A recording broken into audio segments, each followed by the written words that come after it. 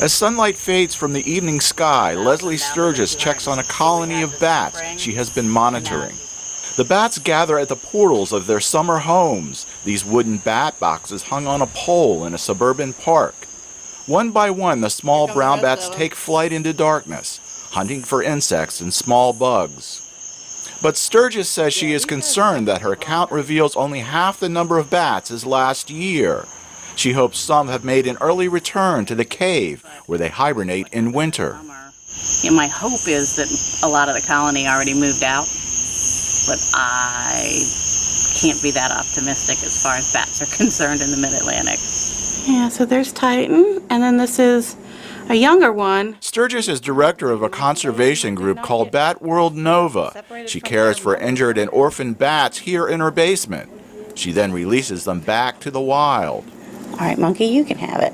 Bat populations are declining worldwide, mostly because of habitat destruction and overuse of pesticides.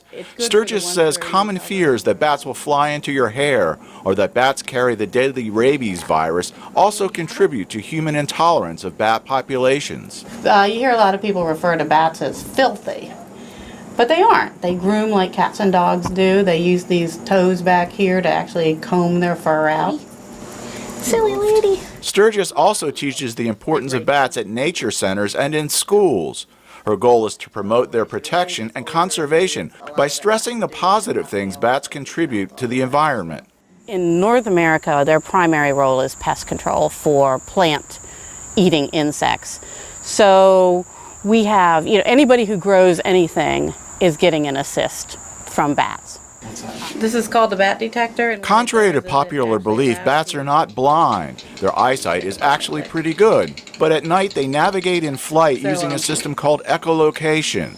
They use their sensitive ears to listen for objects and bugs that reflect back their high-pitched chirps, which we can hear in this device. What is that? That's his echolocation calls coming through.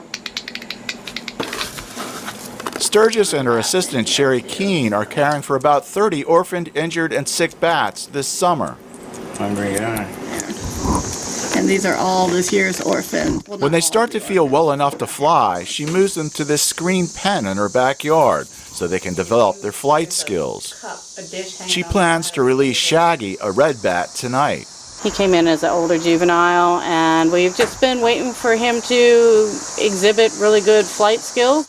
Sturgis wants to make sure he has a good meal before his release. Later, as the sun sets, it's time for the bat to return to the wild. Bye, Shags. Be good out there. But Shags doesn't want to leave. He would rather sleep after a big meal.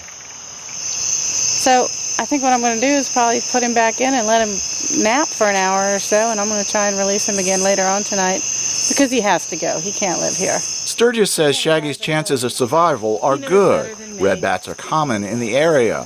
One last bat nap in captivity, and then it's off again into the wild. Jeff Swycord, VOA News, Washington.